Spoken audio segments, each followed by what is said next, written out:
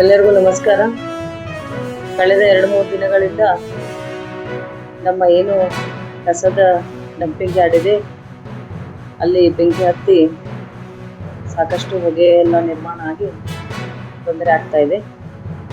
ನಾವು ಸತತವಾಗಿ ಯಾವಾಗ ಬೆಂಕಿ ಹತ್ತಿದೆ ಅವಾಗ ನಮಗೆ ಮಾಹಿತಿ ಬಂದ ತಕ್ಷಣವೇ ನಾವು ಮಾನ್ಯ ಆಯುಕ್ತರು ಹಾಗೂ ವಲಯ ಕಚೇರಿ ಆಯುಕ್ತರು, ಅದೇ ರೀತಿ ನಮ್ಮ ಪೌರ ಕಾರ್ಮಿಕರು ಹಾಗೂ ಎಲ್ಲ ನಮ್ಮ ಭದ್ರತಾ ಸಿಬ್ಬಂದಿಯವರು ಸಹ ಅಲ್ಲಿ ಹೋಗಿ ಅಲ್ಲಿ ನಿಂತ್ಕೊಂಡು ಸತತವಾಗಿ 3-4 ದಿನಗಳಿಂದ ಅಲ್ಲಿ ಬೆಂಕಿ ನಂದಿಸುವ ಕಾರ್ಯವನ್ನು ಬಹಳ ಚುರುಕು ಮಾಡಿದ್ದೇವೆ. ಅದೇ ರೀತಿ ನಿನ್ನೆ ನಾನು ಹೋಗಿ ಅಲ್ಲಿ ಸ್ವತಃ ಸ್ಥಳ ಪರಿಶೀಲನೆ ಮಾಡಿದಾಗ ನಾವು ಏನು ಮುಂದ್ಗಡೆಯಿಂದ ಹೋಗ್ಲಿಕ್ಕೆ ಕಸದ ಗಾಡಿ ಆಗ್ಬೋದು ಅಥವಾ ಈ ರೀತಿ ಏನು ಘಟನೆ ಆದಾಗ ಅಲ್ಲಿ ಹೋಗ್ಲಿಕ್ಕೆ ಅನುಕೂಲಗಳನ್ನ ಮಾಡಿದ್ವಿ.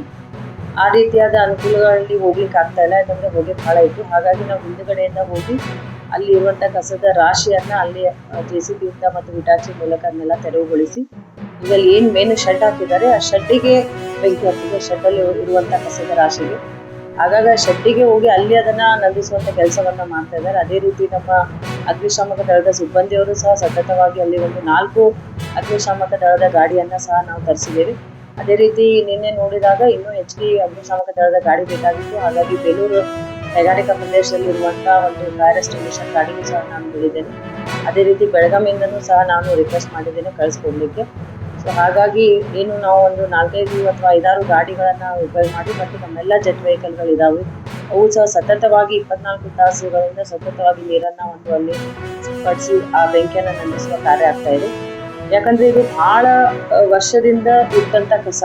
ಸೊ ಹಾಗಾಗಿ ಇದು ಪ್ರತಿ ವರ್ಷ ಅಲ್ಲಿ ನಾವೇನು ಕಸವನ್ನ ಹಾಕ್ತಿವಿ, ಡಂಪ್ ಮಾಡ್ತೀವಿ, ಅದನ್ನ ಪ್ರೊಸೆಸ್ ಅಂತ ಮಾಡುವಂತ ಕೆಲಸವನ್ನ ಸಹ ನಾವು ಈಗ ಕೈಗೆತ್ತಿಕೊಂಡಿದ್ದೇವೆ. ಹಾಗಾಗಿ ಮುಂಬರುವ ದಿನಗಳಲ್ಲಿ ಈ ರೀತಿಯಾದ ಯಾವುದೇ ಒಂದು ಅಹಿತಕರ ಘಟನೆ ಆಗ್ಬೋದು ಅಥವಾ ಇದು ಯಾವ ರೀತಿಯಾಗಿ ಸಾರ್ವಜನಿಕರ ತೊಂದರೆ ಆಗ್ತಿದೆ ಅದು ಯಾವುದು ಆಗದ ಹಾಗೆ ನಾವು ಮುನ್ನೆಚ್ಚರಿಕೆ ಕ್ರಮವನ್ನು ವಹಿಸ್ತೇವೆ. ಯಾಕಂದ್ರೆ ಪ್ರತಿ ವರ್ಷ ಬೇಸಿಗೆ ಸ್ಟಾರ್ಟ್ ಆತಂದ್ರೆ ಈ ರೀತಿಯಾದ ಘಟನೆಗಳು ಆಗ್ತಾ ಇತ್ತು ಅಂತಂದು ಎಲ್ಲರ ಹತ್ರ ನಾವು ಕೇಳ್ಪಟ್ಟಿದ್ದೀವಿ ಮತ್ತು ನಾವು ಸಹ ನೋಡಿದ್ವಿ.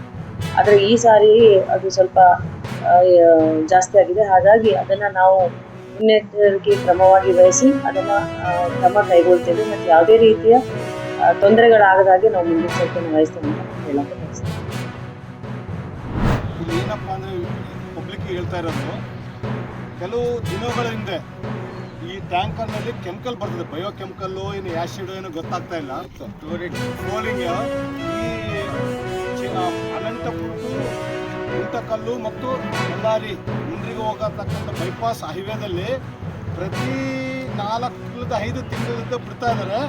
ಈ ಏನು ಕೆನಾಲ್ನಲ್ಲಿ ಯಾರು ಇವರು ಸಿಬ್ಬಂದಿಗಳಿದಾರಲ್ಲ, ಇಲ್ಲಿ 4 ತಿಂಗಳಿಂದ 5 ತಿಂಗಳವರೆಗೆ ಇಲ್ಲಿ ಕಾಯ್ತಾ ಇದ್ದಾರೆ. ಇವತ್ತು ಬೆಳಗಾವಿ ಮುಂಜಾನೆ 3:15 ಅಥವಾ 4 ಗಂಟೆ ಒಳಗಡೆ ಈ ಲಾರಿ ಎಂಬುದು ಟ್ಯಾಂಕರ್ ಗಾಡಿ ಎಂಬುದು ಸಿಕ್ಕಿದಲ್ಲ, ಈ ಗಾಡಿ ಒಂದು ನಂಬರ್ ಏನಿದೆ TN 1477 ಒಂದಿದೆ. ಆಮೇಲೆ ಇನ್ನೊಂದು K110519 ಅಂತ ಒಂದು ನಂಬರ್ ಇದೆ. ಅವನಿಗೇನು ಗಾಡಿ. ಆಮೇಲೆ ಇಲ್ಲಿರ್ತಕ್ಕಂಥ ಲೋಕಲ್ ನಮ್ಮ ವಿಲೇಜ್ ಅಕೌಂಟ್ ಸಾರಿಗೆ ಹೇಳಿದ್ರೆ ಅವರು ಇಮಿಡಿಯೇಟ್ಲಿ ಬಂದಿದ್ದಾರೆ, ಅಣ್ಣವರು ಬಂದಿದ್ದಾರೆ, ಇಲ್ಲೆಲ್ಲ ರೈತರು ಬಂದಿದ್ದಾರೆ. ಈ ನಾವೆಲ್ಲ ದಾರ್ಯಾಗ ಹೋಗೋರೆಲ್ಲ ನಿಂತ್ಕೊಂಡು ಇಷ್ಟು ಜನ ಇದು ಮಾಡ್ತಾ ಇದ್ವಿ. ಇಲ್ಲಿಗೆ ರೋಗಗಳು ಜಾಸ್ತಿ ಆಗಿದ್ದಾವೆ. ದಯವಿಟ್ಟು ಇದಕ್ಕೆ ಏನು ಸಂಬಂಧಪಟ್ಟದ ಅಧಿಕಾರಿಗಳು, ಕೆನಾಲ್ ಅಧಿಕಾರಿಗಳಾಗಲಿ, ನಮ್ಮ AC ಸಾಹೇಬರಾಗಲಿ, ತಹಸೀಲ್ದಾರ್ ಸಾಹೇಬರಾಗಲಿ, ನಮ್ಮ ಪೊಲೀಸವರಾಗಲಿ, ಇದನ್ನು ಸ್ವಲ್ಪ ಪಬ್ಲಿಕ್ ಮಾಡಿ ಅವ್ರನ್ನ ಕ್ರಮ ತಗೋಬೇಕಂತೇಳಿ ನಾನು ಮನವಿ ಮಾಡ್ತಾ ಇದ್ದೀನಿ.